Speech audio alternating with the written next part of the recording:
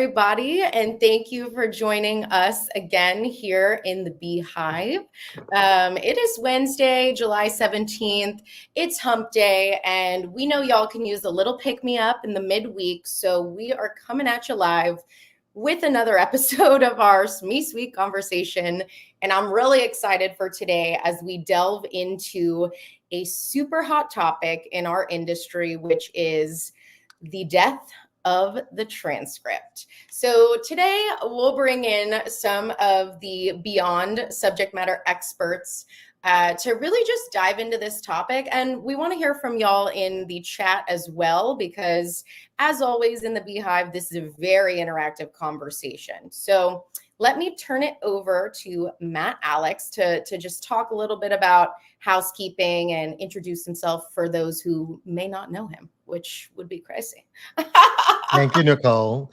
You know, these conversations are the type of conversations we have internally all the time. We call them office hours. And Nicole has always said, this is a conversation we should be having with the public. And so this is an opportunity for us to engage with many of you all around this topic. We have our own opinions on it. We certainly are, challenging each other to do that. So for the Beehive, for the folks who are new to this, you could definitely hit the comment. Tell us where you're from so that we understand, what school you're up from, maybe what role. But also, you'll see that you can join. And so we'll invite you up and come on the stage. And we welcome anybody with their opinions, thoughts. You don't have to agree. It's just really an opportunity for us to have you up. The only thing we ask is that if you do come onto the stage, that you have your camera on, and so that we can see you and engage with you in that conversation. So, Nicole, I'll turn it back to you, and we can take it from there. Yes, sounds good. Thank you for setting the table for us, Matt. And as he said, feel free to throw your name, where you're tuning in from in the chat, your school, anything like that. Really excited for this conversation. I think especially because I was recently inspired by a conversation that talked about skills-based hiring. And as we know, this whole shift with AI catalyzing a lot of developments in our industry and moving away from that sort of knowledge-based economy to more of a skills-based economy, hence my title as strategic activator, right? We're just playing into my skills versus traditional thinking of roles. This is really what's fueling today's conversation, because in the last discussion I had, it was more about, are resumes even going to be relevant if AI can write the most perfect resume to get any job based on employer data, the job posting, et cetera? Now, if we take that a step backwards and actually think post-secondary, couldn't the same be applied for a transcript in terms of, is this really going to survive this whole wave of new technology and AI and the thought of being personal over personalized?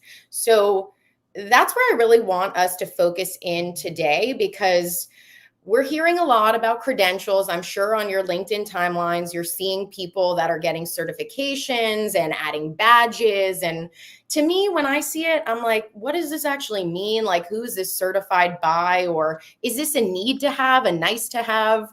It's almost like majors and minors. Like for me, when I went to school, I added all the minors that I could because I felt like my major didn't accurately portray my interests. So I just love, with Matt and Freddie here, for us to kind of dive into a look under the hood when it comes to transcripts. Like, why do we have them? What are they really doing today?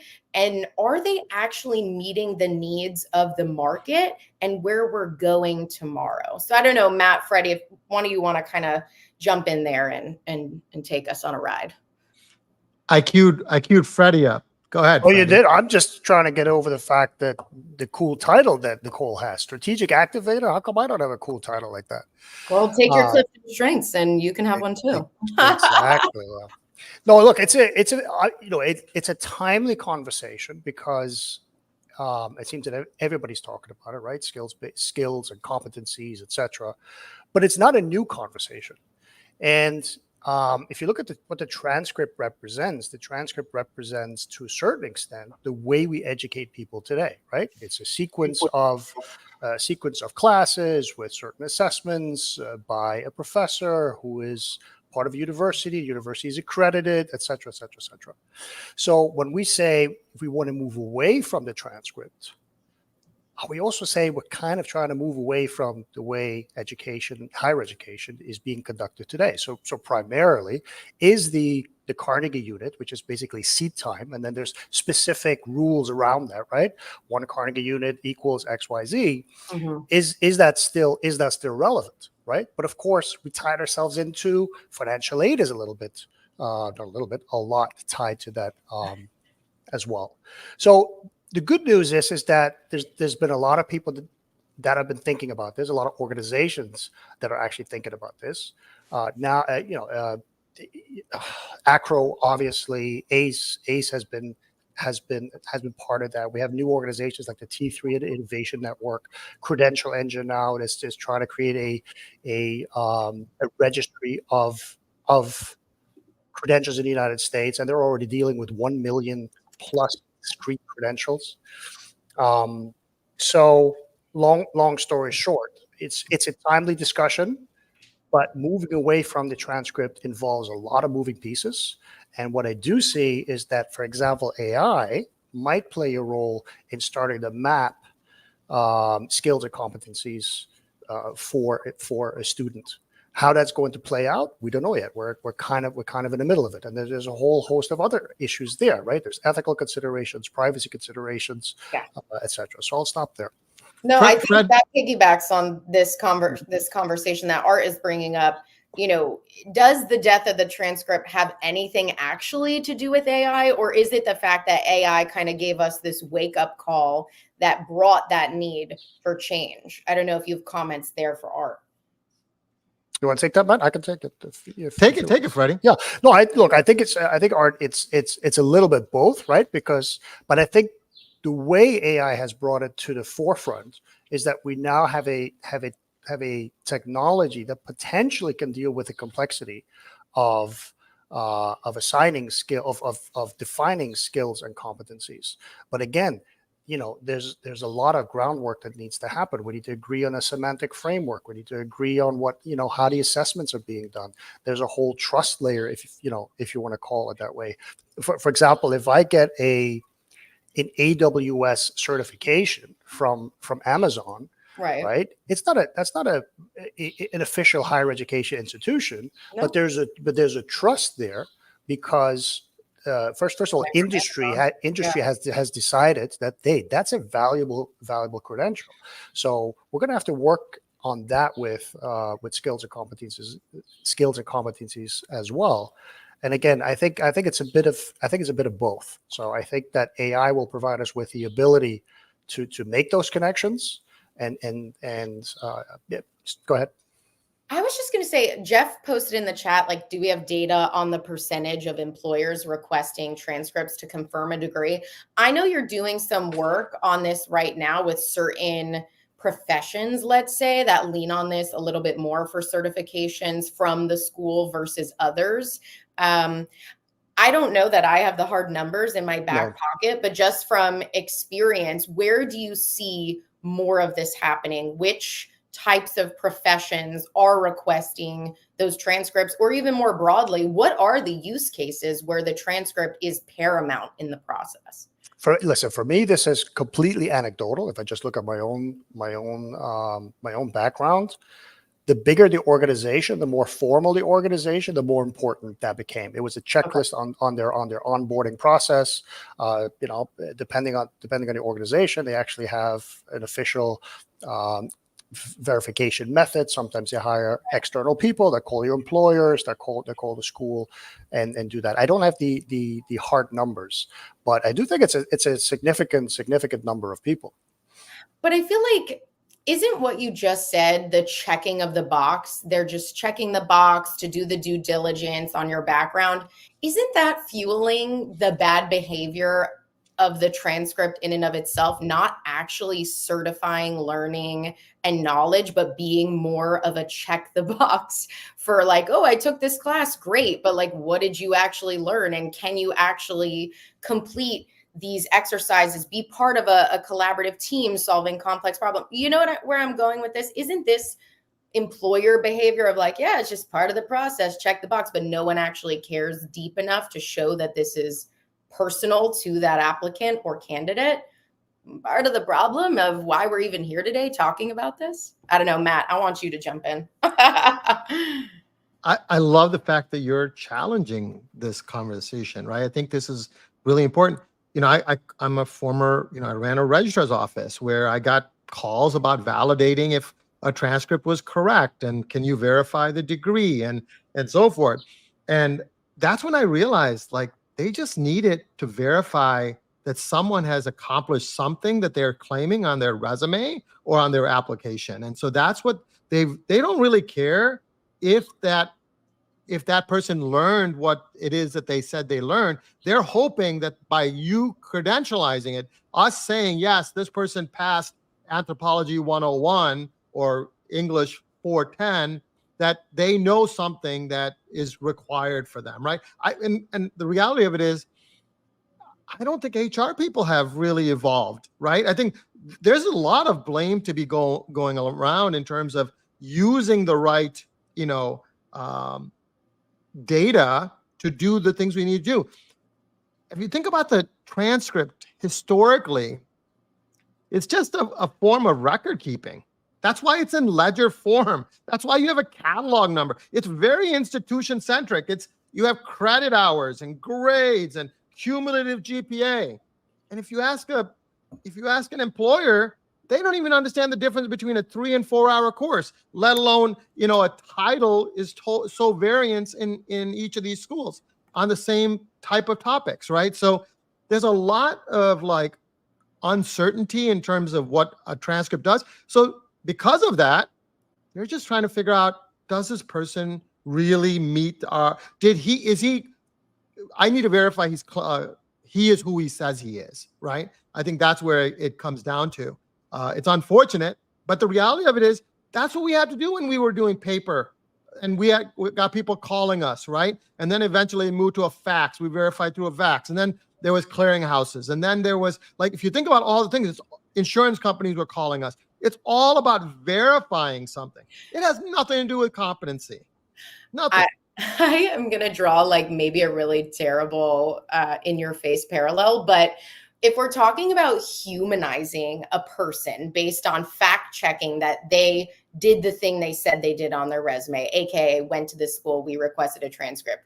Is it really any different than how when you're doing things online, it's like, verify you're not a robot. Click the 4 images with bicycles in them. Like, is that really watering it down? Or if we're thinking on a fundamental level, how are we humanizing people these days, right? What is the future of truly saying, this goes back to my musing on resumes, right? If I can have AI write me the most beautiful resume and I now need to one up myself and differentiate that, like, any of these resumes could have been written by AI. Who knows if they were written by a human?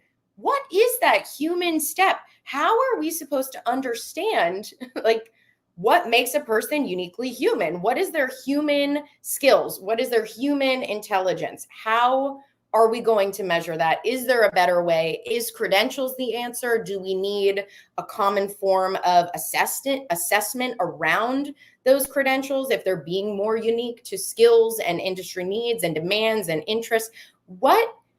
And I mean, we're not going to have the silver bullet today, but what are your thoughts so far on what you're seeing in the market towards more of a human-centered conversation? Ditch the piece of paper. It doesn't actually say anything about who I am as a person. It just says I sat my butt in the seat, like Fred said, for the credit hour. Yeah, I sat in that seat and I got it. But what does it actually mean about me, Nicole Baldessari, as a human being?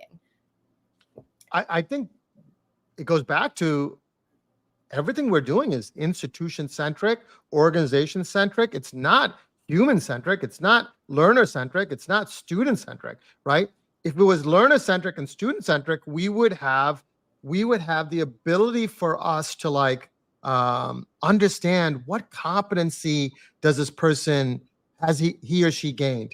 What makes them operate a certain way? what do they like doing? What are the emotional intelligence of this person, right? It isn't just, I know Bio 101 Right. or But Economics so does 420. ChatGPT. They know Exactly. it, right? Like, Yeah. So memorizing knowledge is not it's not a skill skill. anymore. No. But you got to be able to apply it. So maybe we have to figure out, can this person apply it, right? And so I think it's a really important conversation, but I don't think anyone is caring about the learner and the student in the transcript world, because all you're doing is solving a verification process that everyone has been just doing for years, because that's what they needed to do to qualify someone. And so now the question goes back to the purpose of higher ed, the purpose of a degree, purpose of majors, Right. The value purpose of a course. Like, all of those things have to be questioned now. And I know that AI was talked about, right? AI just shed light on it. Art is absolutely right. And I think Art's in the studio in the back. We'll bring him up in a second. I think we have to recognize that there is opportunity for us to make our ability to make humans coming out of higher ed humans. Like, Yes. what is their portfolio and so Yes. forth. But I think Matt, real quick, Gabrielle, you can jump in. But I think that the badging, having all the badges now, I think that kind of serves a little bit of an additional layer on top of the traditional transcript. So, like, yes, I have this transcript from this university in a particular major at a certain GPA, but I also did X, Y, and Z. And some of those could be, took a leadership academy, led this team, project management certified, etc. So yeah, but that just brings me back, like, when I was a Girl Scout back in the day, like, we had the vest with all the badges on it of, like, I took this wildlife course, I did this and that. What? Yeah, that's exactly what it is.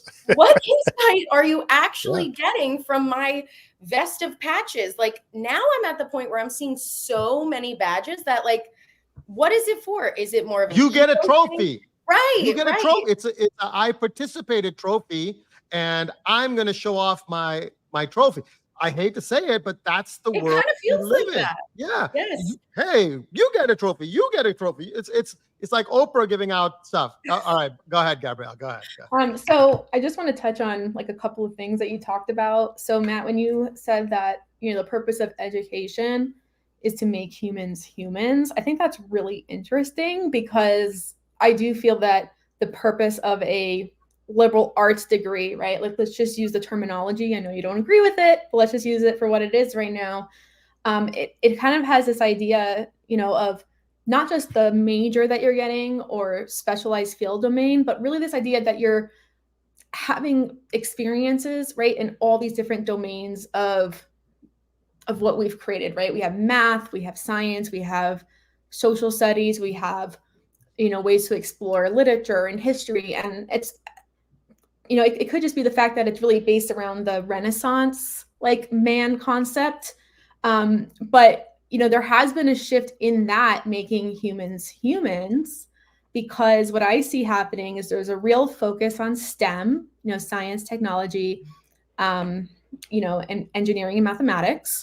We have that focus. These certifications that are coming out from AWS and Microsoft and all of those I don't think really bring any human skills, right, to the forefront.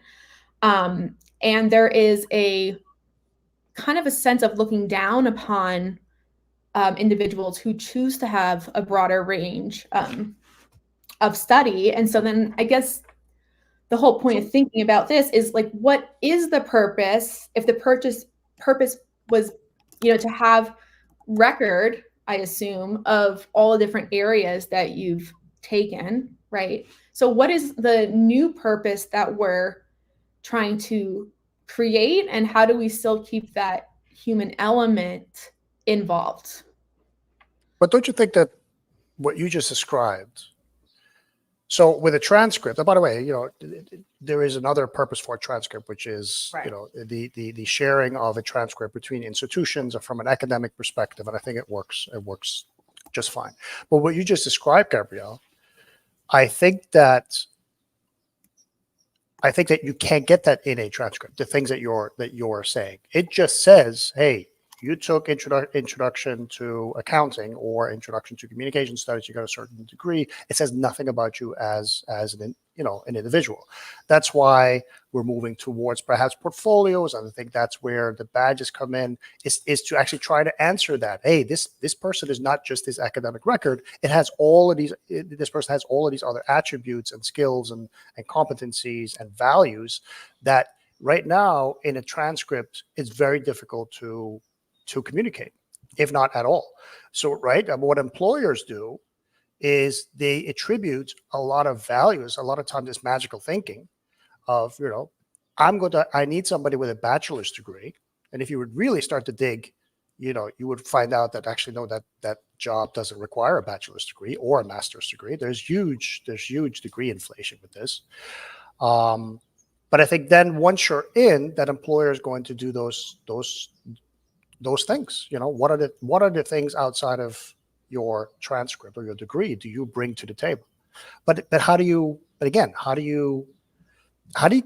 credit for that, and how do you communicate that? And I think that's the spot where we are today, where we're doing it imperfectly. We're doing it with badges. We're talking about learning and employment records or comprehensive learner records, etc. But I think it's a good point. Look, it's hard for me sometimes to listen to these, making yourself human. To me, as a Gen Xer, it's, I'm like, what do you mean? What do you mean exactly? You mean like a robot that you are, Fred? Is that what maybe? you're saying? Like, well, I know Gen Xers are not robots. We just, So- little hardier. I think there's a real oh, go ahead. No, go ahead, Gabriel. No, I was just going to say there's a comment that Alice made. I hope I'm saying your name correctly. But they mentioned that there is a larger conversation that requires a huge shift in tradition. And I think, right now we're talking a lot about the how-tos and the technologies that are out there and all of that. But I think it's really important, to think back, and even what we use in our philosophy as how we work with schools is it really starts with that mindset and really rethinking about how things should operate, the purpose of those, I guess, setups, and this whole idea of tradition. There is a lot of tradition embedded in these institutions, and it shows everywhere. I mean, there are so many bumper stickers, right? Like, my mom went to this institution, my sister went. Like, I take pride in the fact that I graduated from CU Boulder, and both my brothers graduated from CU Boulder, because that binds us together, right? So it's just another element. I think I'd love to hear what Alice's opinion on it is. I can't seem to invite them up, but I would really like to hear their opinion. I think we should try. And I think we need to look at this with empathy as well, right? Because one of the things that we like to do is to criticize. Well, this is old, so therefore it's no good, But it's really a good question about fit for purpose as well. The fact of the matter is that higher education, the way it's structured today, right? And if we give it a bit of a pejorative, it's industrialized learning, right? How do we teach the largest group of people in the most efficient way? It served us well, right? But we're hitting a point now where no, we need to start to rethink that, right? Paul LeBlanc is who's a friend of BA, had a whole book about it, right? And we saw today, by the way, that he was appointed a director at Illusion, which is interesting, because he's a very big proponent of moving towards skills and competencies, which immediately gets into a conversation of student information systems that are able to handle that. So I think we're right in the middle of that shift and that discussion. But it doesn't mean that the way we've educated people or the way the tradition is that was bad. It's just it's a matter of fit for purpose. Yeah, and I totally agree with you. I don't think it's bad. I just think the landscape's changing, right? And if we don't keep up, we have to start to question, how can we make things better? Because at the end of the day, we want these amazing outcomes for our students. If the question of a degree and the value of a degree is, being under fire right now, and this is the least trustworthy industry and things like that are just being thrown at us left and right. How can we actually prove that value? And I saw recently someone was challenging this and saying, instead of us hyping on the negative pieces, let's actually look at the data that supports the positive, because people who do graduate with a degree make up to 6 times more in their lifetime than someone who doesn't. So I'm totally with you. I'm not bashing by any means.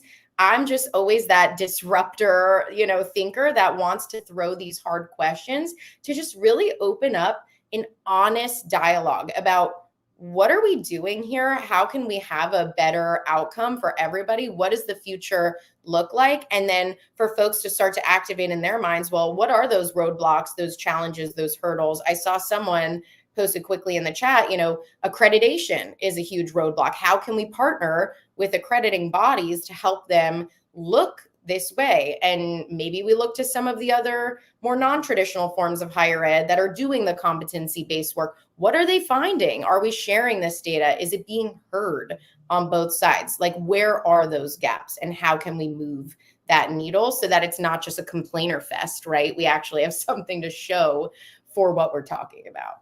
I saw 2 interesting comments, Nicole. Joe made interesting comments about, look, how can we communicate something if we're not gathering that Right. data?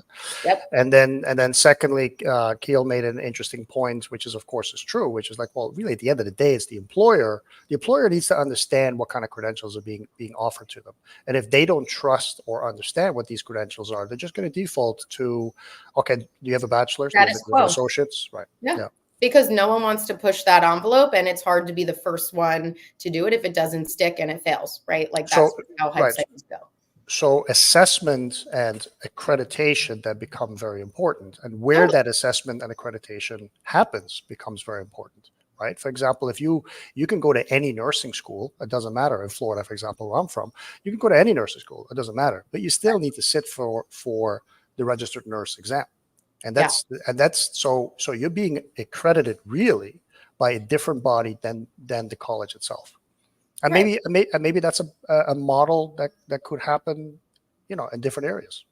Yeah. And I think Liz mentioned this in the chat, but like half of the doctors today were bottom of their class, but they still got the MD, right? So like, what does it all mean? Are we just back to checking the box? But yeah, Art, I see you've popped up, so please join in on the conversation. He's been patiently waiting. He's been in the back studio waiting for his time. I would love Art's take on what Keel said, right? Ultimately, the employers are the ones to ratify what happens in the space with hiring practices. If they're confronted with thousands of credentials with no knowledge of their quality or trustworthiness, they will default to a brand like they do with degrees. And so just a little pitch real quick. Friday, we're having a whole conversation. Keel's going to be a part of that around the value of a degree. Yeah, are we ready for that? Yeah, we're going to have that one. But Art would love to know, and I agree with Keel on this one. Higher ed is not going to change until an external factor like employers ask them to change. Because right now, employers are just assuming that they have to just accept what higher ed is giving them.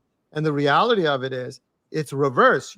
They should be expecting certain things from a transcript or anything that's going to give me verification, or, hey, tell me what competency this person has. But right now, they're just using it as a weed out tool. They weed out half the people based on that, right? Give us your thoughts on that. Well, I mean, let's go back and let's take it beyond what the employer and what appears on a piece of paper. Let's take it back to the learning experience for the student. So think about gen ed requirements. Why do I have to take a biology class? What does that mean for me as a future? Oh, I asked that same question. and my argument has always been that we need to change the descriptions and everything else. What are the competencies that we're deriving by? What are we trying to impart upon you by taking this class? How to do research, how to go and search for things, how to do this, how to do that, depending upon the course. And I had mentioned earlier, there's a cool tool out there, and I don't know how many customers they have, but CourseTune, which really allows you to go and build a competent, well, you can use it for a lot of things, but the one thing that always was driven to my mind is a competency model from the ground up, so that you could get to the institutional level and here are the competencies that we want to go and impart upon any graduate of this institution. And then that takes me to the point that we're talking about today. So I worked many, many years ago at Antioch College, and they already were doing competency-based transcripts. Now, because they had to deal with accreditors, they still had the grades on there, but they actually had, in Antioch's case, and I can't speak for the other institutions that do similar stuff, but there was actually like a paragraph or two. So, here's the competency, and here's how this student exhibited it, and how well they did at it. And ultimately, that means a heck of a lot more to an employer. Right. And initially, it's very important to the student. It gives them a driver, right? Right now, it's just a game. I'm trying to go and get all the A's I can, and look superior to my colleagues and all of that. But the relevancy and everything else is kind of lost upon them. So for me, building a competency model, using that, so not getting rid of the transcript, but just changing the transcript to a competency transcript, I think that would be more important to the employers, and it would be more important to the students themselves. Now, how do we get there? Sorry, Alex, I'm rambling on. No, but I think this is part of the issue that we're having with badges and credentials, is that they are believing that you could micro credential things and show that there's knowledge being given out. But the problem is there is no like standard of frameworks that, there's a certain set of groups that are trying to work on it, but really anybody and their mother can give out a badge, and we don't know the difference at this point. No, absolutely. Well, you would hope. Really, our being a long time and forever higher education person, the lifeblood to our future is the students that we go and we send out into the community to work. And if we don't sit down, the good competency models that I saw, like with CourseTune, were larger conversations. So it wasn't a faculty member going and saying, here's what you're going to get out of my class. It was more setting up the standards in which that class, what is the expectation of you as a professor, as well as what the students, these are the things that they should be getting out of your class.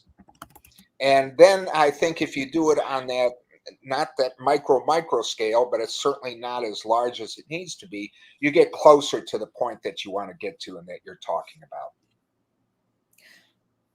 I would love, Jeff just put in the chat, universities maybe need to get less into the transcript piece, but more into the job placement. And if we're moving into that realm of the conversation, with which, Jeff, like, if you're available, please come up on stage and talk live about this. I would love to have your face up here in the conversation.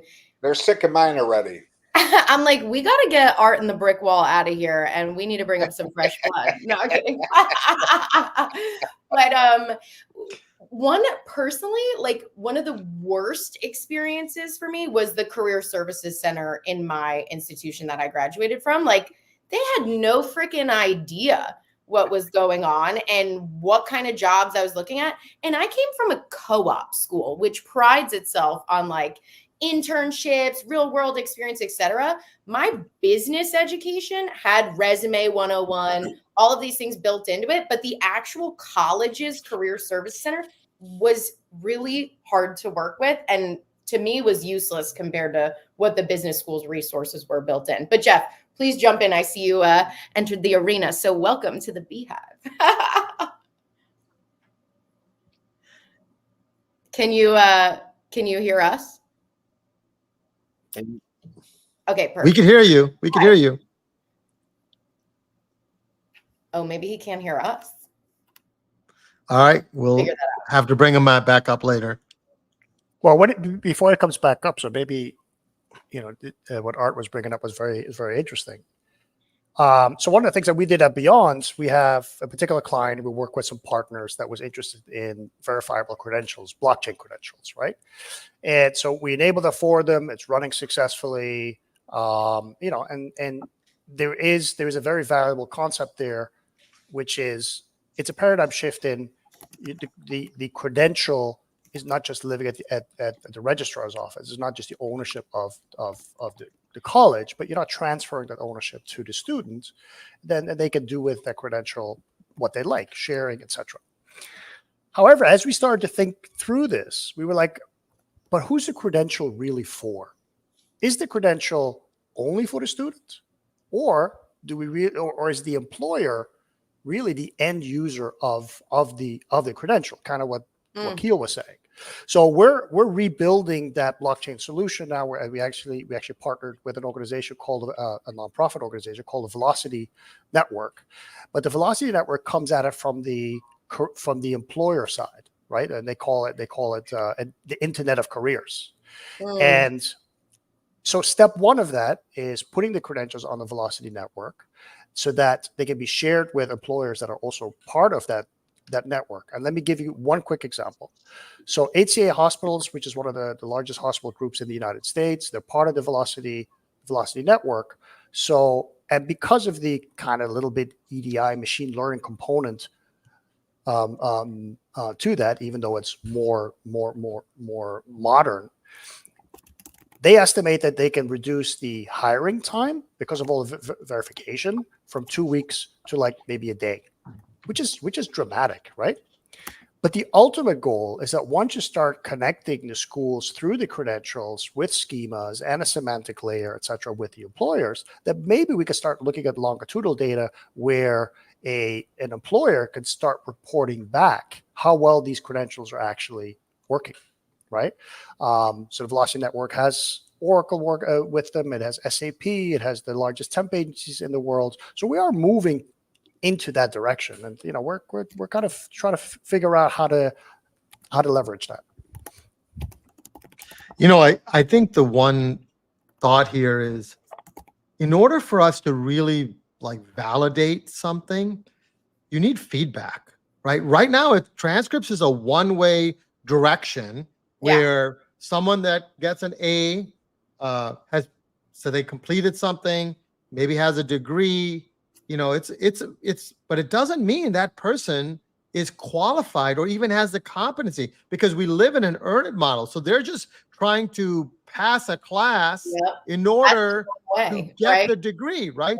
So half of the time people are just memorizing stuff. They haven't really absorbed it. They don't even know how to apply it. They don't even know how to apply the things that they need to apply. And I think so part of it, and as Freddie was talking about, with the Velocity Network and the way that we see it, and why we're partnering with them, is we believe there needs to be a feedback loop. Meaning, once an employer does assume and hires somebody, they need to be able to give us feedback in terms of, hey, this person is a nurse and can do this or can do that. We need to be able to pull that back and let the school know that this person has the skill or the capability and the understanding. Hence, then that badge or that credential or that degree holds value because you got feedback from that. It's no different than the way we shop right now. We only buy things that are positively having feedback.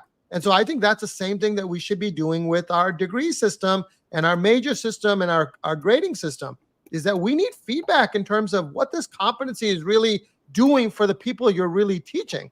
And I do think, because we're processing data at 100 terabytes per second, what we thought historically couldn't be done certainly could be done. And that's why we're so focused on trying to think about solving this.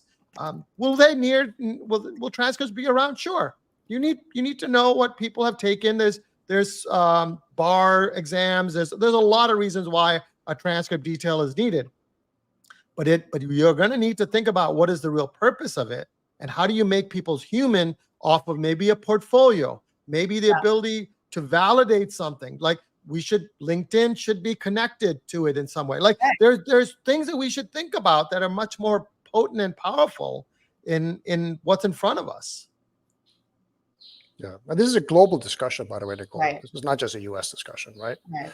And as somebody that was educated, born and raised and educated, in Northern Europe, the U.S. has a very much a decentralized model of innovation where, in the end, the best will emerge, or at least the most dominant will emerge, and that's what the market will go with. Europeans have a little bit of a different approach. They love the European Union, and they love to come up with common rules and frameworks, etc. And they're working on something called the European Qualification Framework right now, which I expect that in a couple of years, they're basically going to say, everybody, this is the standard, and this is where you can start mapping to. But what was interesting is that when the EU was created, they had the Bologna process, which is, okay, how do we harmonize all of these different higher education systems in Europe? So they decided to move from the traditional European model to the bachelor, master, PhD model, right? So now a European degree, the first degree, is also called a bachelor's degree, for example. But what was interesting is a couple of years ago, they had to start offering what's called a diploma insert, which sometimes is like 15, 20 pages long, that kind of explained to the reader, oh, this is what this degree means, right? So even though there's a bachelor of business, for example, or biology, somebody in Ireland might be thinking, yeah, but is that degree from Italy really the same? So it's very interesting. Well, how about the fact that even a class is not the same at the same institution? You can have someone teaching calculus in one section and a professor teaching calculus in another section, and they are totally two different type of educations. It might have the same content, but the learning style, the rigor of it is different. So even our grading systems within a institution is there. So how do we validate this? So part of this is, and as we're thinking through this, is how can, when badges are created, when courses are created, why are we not already at that moment in time identifying the things that this student should know and learn and make it consistent from the start? Because right now, a professor makes an exam that Professor A has a calc exam that's different than Professor B in most cases, right? And so how do we start to maybe even have some normalization in even grades? Because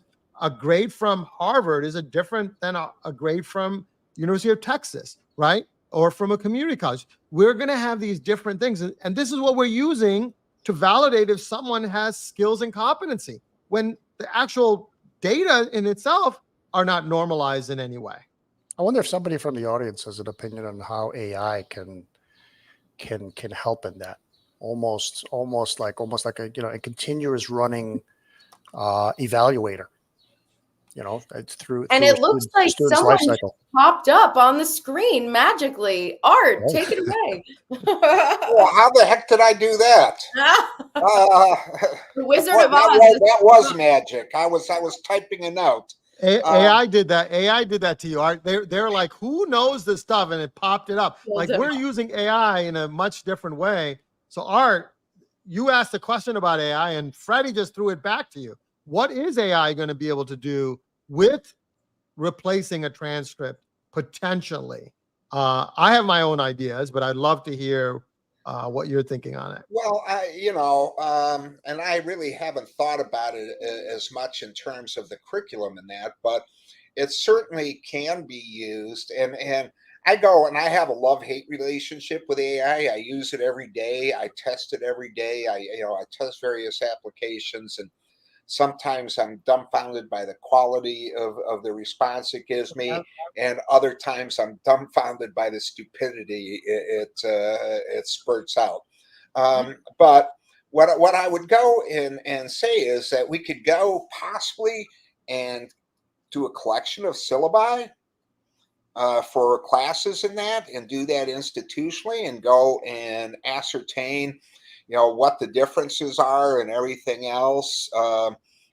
I think potentially it could also help us go, and going back to a point I mentioned earlier, help us start laying out some competencies. So based on, okay, this is what you're saying you're accomplishing in the syllabi.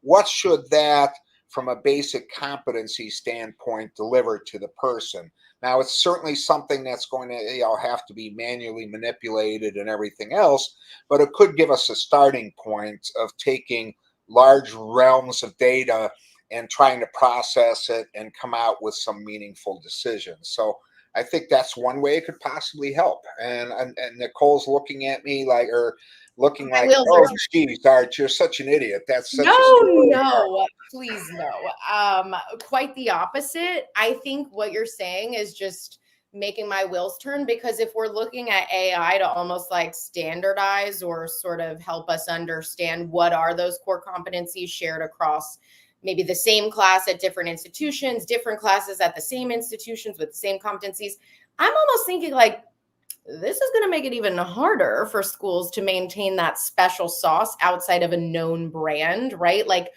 what is the differentiation then? Yeah, Where I'm not saying that they need to go and do that in partnership with other institutions. I'm saying it's something they should do internally to try to standardize the delivery and the expectations of the faculty member as well okay, as the students.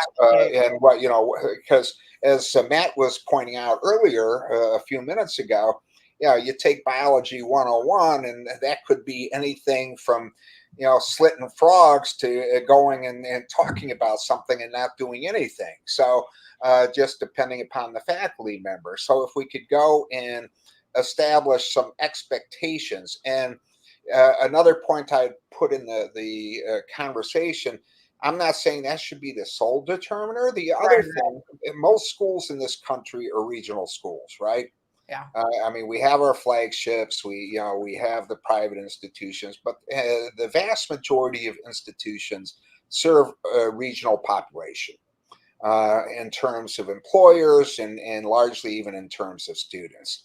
So they should be reaching out to the employers and going and say, okay, and I think somebody mentioned it earlier, kind of, well, how are our students delivering to what your expectations are? So that would be one point of the conversation.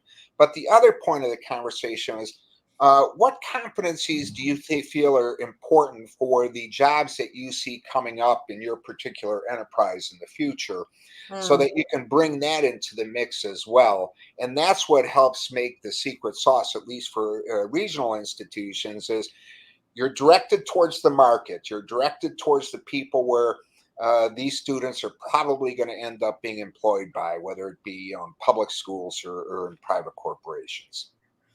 Yeah, which that branches my thinking then to like two directions. One is the curriculum side of it, right? And when I worked previously at a discussion board company that plugged into the LMS, what we found a lot of the times is that rubrics for the courses were, first of all, really not what that course was even about, like just so wildly different and like insufficient for the learning outcomes that were expected. And then the change process to actually implement a new rubric could take a year, 2 years. Like it was just wild. So that speed to change needs to be short. Well, higher education needs to speed up anyway. I mean, we need we on any topic that we bring up, they need to speed up the pace of change. So I mean that's absolutely the case. Go ahead, Matt. Can I just talk about why things have not changed? I mean, why are we not having industry giving us like some context, right? And I think that's because I don't think higher ed believes they serve industry. They're there to. Well, they shouldn't be entirely. I mean, that should not be the entire purpose. It needs to be a balance of personal growth and all of that, and the expectations of the marketplace. So it's finding a balance. Because I do think there is, I do think there is a role in higher ed in creating the talent for the workforce of the future, right? Because there's new technologies, there's new research. Well, who does that right now? Universities have research dollars, they have grants, they're doing the newest things, right? Well, we got to be able to figure out how to apply that to the students, and then that student then comes into the market and has the talent to invent the next technology, to invent the next innovation, right? But I think a lot of times they just believe they're there to disseminate the knowledge that they have, and they hope that somebody will absorb it. And in the end, if they don't, too bad. That's their fault for not absorbing the way I teach, right? Right. It's I hate to say that, but that's how it is. Well, And I mean, you're talking about what's the term that faculty member? My academic freedom. You are impinging upon my academic freedom.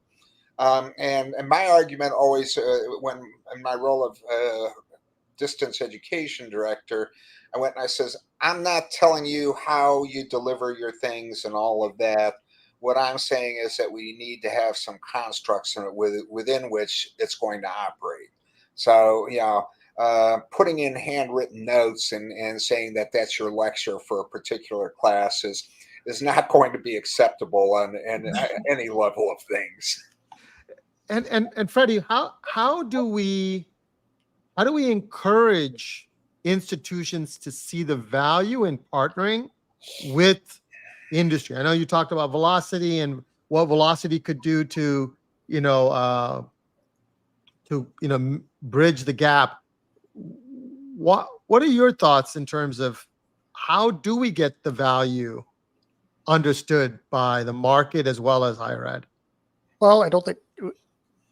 Let me push back a little bit in the assertion that you're making. I think there are schools that are Right. building a lot of industry relationships, and trying to incorporate certifications, etc. But I think, unfortunately, also this is also related to the type of institution, right? The ASUs of the world have a visionary president, a visionary CIO, plus all the resources and funding that they need, so they can do all these things, right? But what about the smaller liberal arts colleges? What about the smaller, underfunded state institutions? Right. They first of all, they're constrained by the requirements that the federal government and the state government puts on them for a variety of things. So then, how much time is left to actually innovate? So. Mhm. So to your point, I do think if there is enough companies that can provide almost like a innovation in a box solution that says, Yeah. look, we understand what it is that you're going through. We know where you want to go, and we've done most of the work. You just need to plug and play. And if there's enough institutions that can do that, then I think we can start moving forward. But I think one of the biggest impediments to innovation is just simply the requirements that an institution needs to meet. Accreditation alone, right? You can have a lot of institutions, like what Art was saying earlier. Hey, look, I was at a school where we were innovating, but we still had to give the accrediting agency the traditional transcript. Yeah.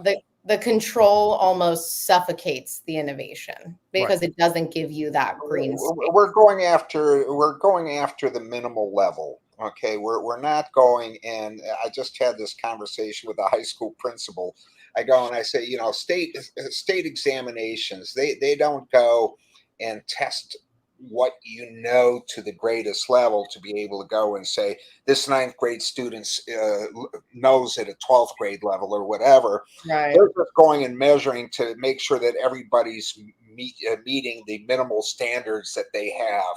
Right. And I mean, that kind of inhibits excellence, and it actually inhibits teachers and potentially faculty members in the doing of their work when you have these kind of standards and things in place that really don't go and focus on excellence.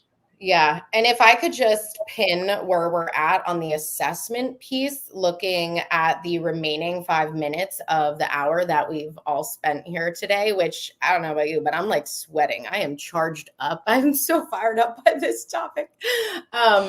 I would love to end. I saw in the chat, Jeff posted something which kind of relates back to the first SME Suite conversation we did, where we ended on a sort of fill in the blank moment. And I'd love to leave us here with this and then open up for questions and mingling as we do for folks that can stay on afterwards. But if we're looking at this conversation today as death of a transcript, let's fill in the blank of death of a transcript, birth of the blank. How would you fill that Freddie, you go first. in? No pressure. No, like I said, look, I mean, the outline's already there, right? I think if there's widespread agreement that we need to move to either call it a comprehensive learner record or learner and employment record, or to live with what the record that Bill Gates, the Gates Foundation is working on. So I think we will move into that direction. We'll continue to move in that direction as we see a convergence of AI capabilities, blockchain technology, especially because I think that AI needs to be constrained to a certain extent, especially to be able, for compliance reasons, privacy reasons, etc., with a blockchain solution. I think that will continue as well. But I think the big question will be how AI is developing. I think that unfortunately is the big unknown. All I know that it's growing. It's growing exponentially, right? I'll give you one very, very, very quick example. A famous lawyer, won't name his name, who litigates Supreme Court cases, has litigated eight successful cases in front of the Supreme Court. For giggles, he put using Claude AI, he put in all the information of the particular cases, of real cases and real decisions of the Supreme Court, and the AI returned 4 to 5 identical answers as what the Supreme Court did. I mean, it's just mind-boggling, right? And by the way, the 5th one wasn't that it was wrong; it actually agreed with the dissenting voice on the 5th. So what he's arguing is that, look, it's already at a level now of a very competent clerk, right? So in that context, who knows where we're going to end up?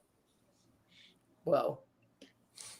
Okay, so for Freddie, death of the optimism. That's what I love to hear at the end of one of these sessions, is the voice of optimism. Oh, death of the transcript, birth of the comprehensive learner record. Did I get that right for you, Fred? Yeah, learner and employment record, but then with the human sauce that you want. Nicole, you took what he said in 5 minutes into like 25 seconds. That's why I like to do it here. That's why she's the strategic activator, Matt. That's why. Well, I think for me, what it turns into would be a student portfolio that provides agency to the student. The student needs to own his or her own learning journey, no matter, it shouldn't be tethered to different institutions. It should be tethered to them. And that knowledge should be in a systematic way, driving real competency measures and the applicable measures that are then verified through feedback loop that makes the validation of everything that person is learning, he or she, and then that is the driver that goes there. So it is the birth of student agency in learning. So per Matt, death of the transcript, birth of student agency and autonomy over their learning. Love it. You got it. Art, you want to throw something in here? Let's hear your fill in the blank. Oh no, I've taken up enough time today. Oh no, you don't get to escape the last burning question. Oh, he's disappearing on you right now. I know, he's sinking into the brick wall. Oh, am I disappearing? Yeah, well, I'm trying to hide because you guys are asking me a tough one. Well, you can also just say stuff and then I'll make it up based on what you say. I'm going to beg out of this one. I'm sorry. No worries. It's okay. Thank you all. We are at the top of really quick. Before we let everyone go, I'd love for everyone to join us on Friday for value yeah. of a degree. So if you think this one was an interesting conversation, Oh, you just wait. Keel is going to be on stage with us, right? Oh, dear So, God. and also I put a poll out there, and what Keel is actually going to be debating for had very little votes. So we'll bring all of that together, and we're going to have a really good conversation. So I hope all of you all are willing to go up against Keel. The man will bring his facts, and I'm hoping you guys will all enjoy it. So definitely join us on Friday, 2 p.m. Eastern, same spot at the Beehive. We'll catch you there. So, all right, Nicole, back to you. All right. And let's pop that link in the chat, Matt, Gabrielle, Rowe, anybody who has it for Friday, just so folks can add it to their calendars, or just message in the chat and we'll send it to you directly, whatever's easiest, because that's going to be a can't miss conversation. So very pumped. But thank you all for your time and attention today. This was a lot of fun, as our Beehive always is, and SME Suite, and we look forward to coming back together. If anyone wants to hang out, come up stage. We'll be here for the next couple minutes, but otherwise, have a great rest of your week.